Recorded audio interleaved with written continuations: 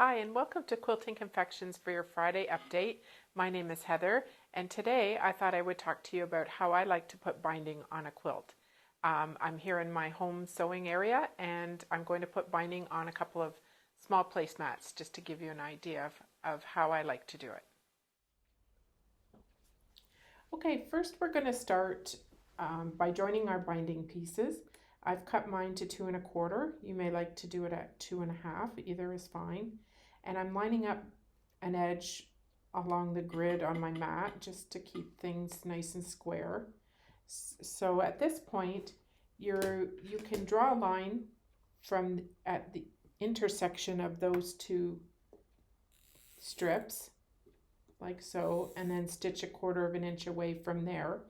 Or you can go right ahead and put the 1/4 inch line at the intersection and cut.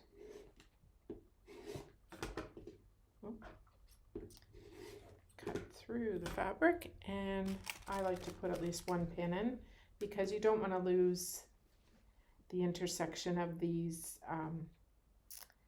1/4 inches at the either end of the seam. So I'm going to stitch on that line. If I didn't have the line, I would just stitch 1/4 inch away from the edge. So I have my two binding strips sewn together, and now you're going to press that seam open to save on bulk, and then the whole length of this strip you're going to press it in half with the wrong sides together, and I'll just carry on and do this whole strip. All right, so I have my binding folded and pressed with the wrong sides together, and I'm sewing with the raw edges along the raw edge of my quilt. I'm sewing it on the right side of the quilt, and I'm going to be hand sewing on the other side. That's my favorite way to attach binding. I think in a future video I will show you how to use binding foot, and you can attach the binding onto the back of your quilt, bring it to the front, and stitch close to the fold on the front side of the quilt. But for today I'm going to do my traditional way of attaching a binding. So you're going to start by leaving a tail about 6 inches or so, and I'm sewing on the long side of this placemat, and I'm going to start fairly close to the corner so that I can show you how to turn the corner. I'm stitching with a 1/4 inch seam, and I'm using a thread that's contrasting. Normally I would probably use a black thread on this binding, but just so you can see what I'm doing, I've got a lighter thread in there. So I'm coming up to the corner, and I have some red marks on my foot that tell me when to stop at 1/4 inch from the edge. I'm going to lock the stitches in place and cut and take it out. So here we go with our first corner. So the idea is you're going to fold back at a 45-degree angle, and then you're going to bring that straight down. So you have these edges lined up on the left side. Up here at the top, this fold is even with the edge of the quilt, and the raw edge is now even with this side of the quilt. So I usually bring my needle in a little ways in from the edge, and I start going backwards to get over the bump of the fabric in the corner, and then I'll come down straight. You want to lock the threads in at this point. So, and I'll take it down to the other corner, and I'll show it again just so you can see. Normally if I have a long piece of binding, I'll roll up the binding and I toss it underneath my table as I'm sewing. It feeds through.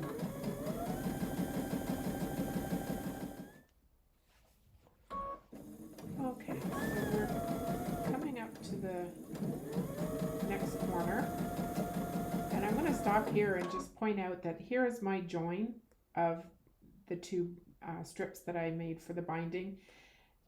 I didn't test it before I went around this quilt. I'm just very lucky that this join happened here. It's a good idea to kind of map out where your binding is going to be so that it your join doesn't end up right in the corner. And quite often that happens to me because I generally forget to do that step, but this is a happy coincidence that I have it happening just before I get to the corner. So I'll finish sewing out to the edge.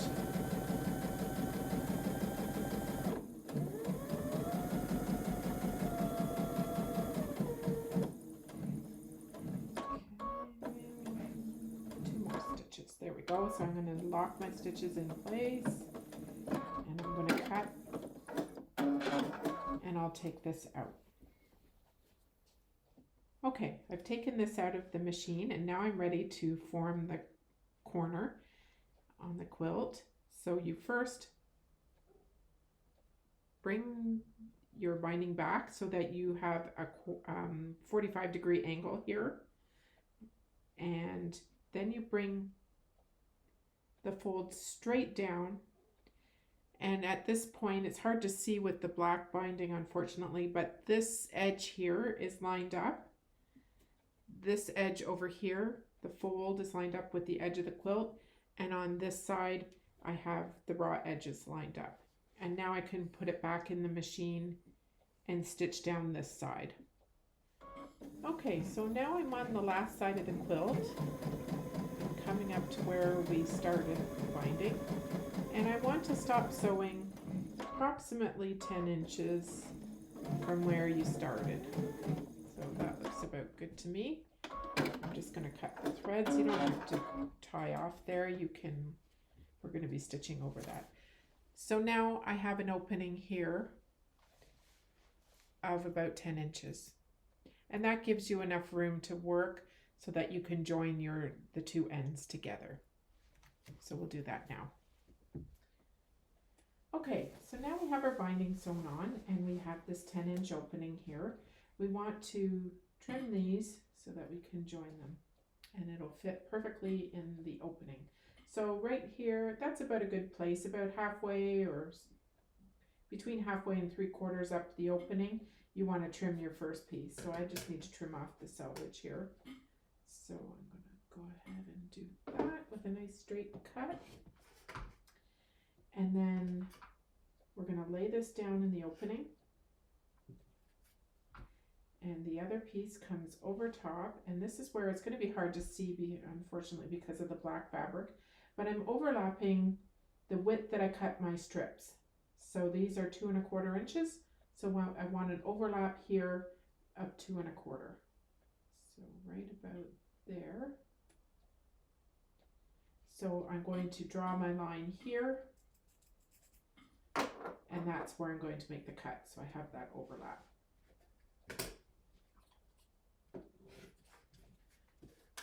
Okay, once you have that cut, you're now going to want to join these 2 strips on an angle, just like you did to join the 2 strips in the beginning. So in order to do that, you need a diagonal line from the corner down to here, and it's 2 1/2 inches wide. So I'm going to make, or 2 1/4 inches, sorry. So I'm going to make a little mark here. That's my 2 1/4 line, and then I'm going to draw a line right out from that point to the corner.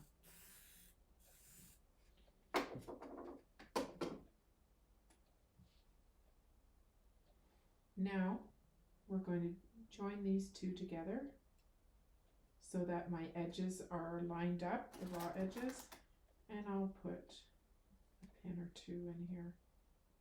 So this is where you need that little bit of room so that you can work with this. And I'm going to match up that corner too. Okay, so there we go. I'm going to stitch along that line and cut a 1/4 inch away from there, and I'll be right back. Okay, I'm getting ready now to sew on that pink line that I drew. And this is where that opening comes in handy. I've got that 10-inch space here, which gives me room to pull it out of the way as I work in this small area and stitch that. Oh, I'm getting a little bit off camera here. Let me move the camera slightly. There we go. So we're going to stitch down that line and take out the pins as we go.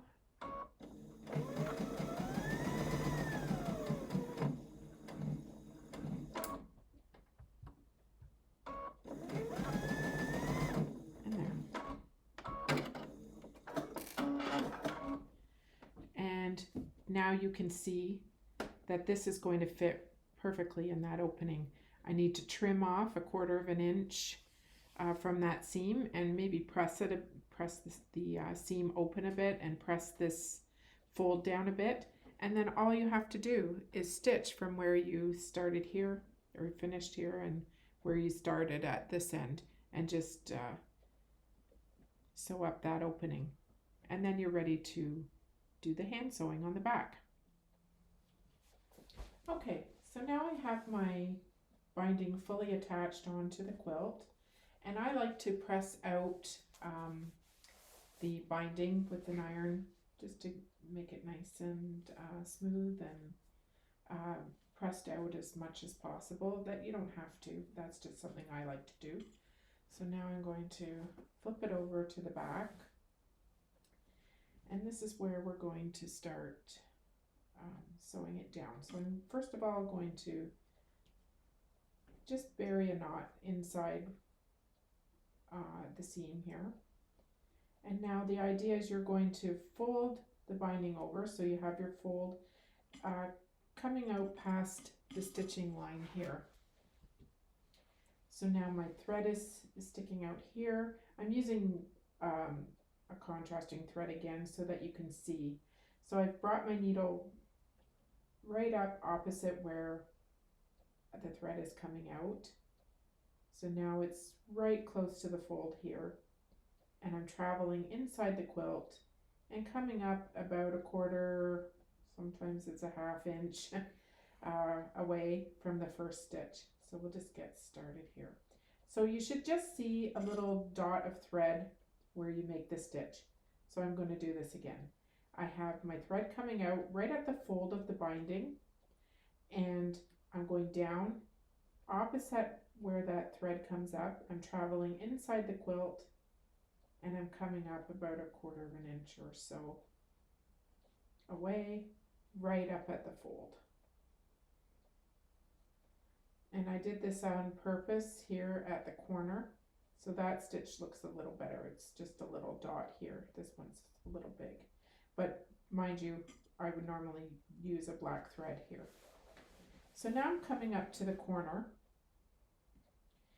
You're going to press this out with your finger and so that it's coming out straight here, and then you're folding over so that you have here a 45-degree angle.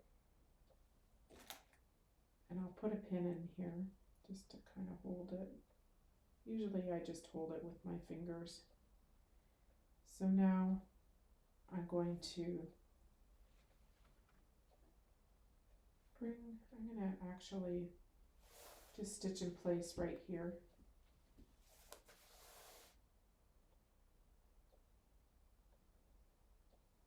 So that that's secure there. And now I'm going to travel in the quilt and come up right at this point here, right at the edge of the fold. So now I need to pull that over to hide the stitches a little better. And so now I'm going to just carry on and put my needle down and travel inside the quilt and come up at the fold.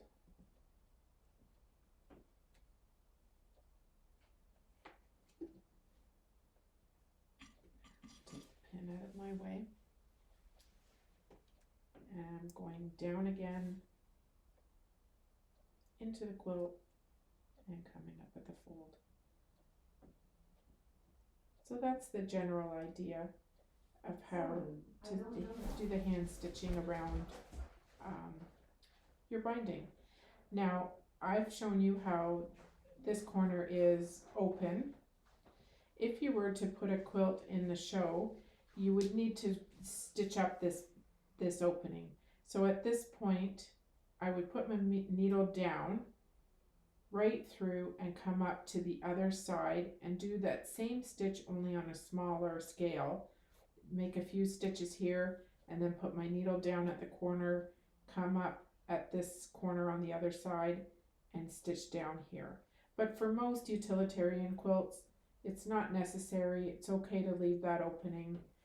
There could be the problem with little toes getting stuck in there and maybe taking out some of the stitching, but that's going to be a personal choice. So I would carry on stitching the way I have been. If I come to the end of my thread, and I usually start with about 18 inches of thread, you don't want too much, otherwise you end up with knots in it. And every now and then I check, like right now, I don't know if you can see on the camera, I've gone right through with my needle. So every now and then, especially when you're crossing a stitching line like this, like your quilting line, you just have to make sure that when you're traveling that you're not coming right through to the front side of your quilt. And sometimes that's a tricky thing to do when you're crossing a stitching line. There. So now I'm going to decide to cut my thread at this point. It's getting short, say, and so what I'm going to do is make a knot here. So I'm going down right opposite into the quilt, right opposite where that thread's coming up.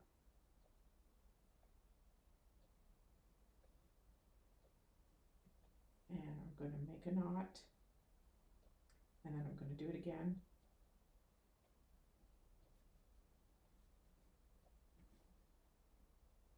And now I'm going to put my needle in, travel inside the quilt. If you can cross a stitching line, even better. I'm going to pull my thread out over here and then just give a tug and snip your thread. And there, you can cut another thread and start again. So that's a few of the steps that I use to put on a binding on a quilt. Okay, so now we have attached the binding onto the quilt. I just thought I'd go over a few of the tools that I used to do this. You need, of course, a rotary cutter and mat and ironing surface and snips and some kind of marking tool. I use this Choco liner. It just depends on the color of your fabric, really. I use a white Fons and Porter mechanical pencil a lot, and I use a blue water-soluble marker quite a bit. This pink just happened to show up on the black fabric nicely. And during the process of putting the binding on, it is helpful to have your machine quilting gloves as well. These are Machingers, and especially if you're dealing with a large quilt, it just helps you with, you know, that big bulk under the machine to have a good grip on it. So I use these, you know, once I finish quilting a quilt, and I keep them on to attach the binding.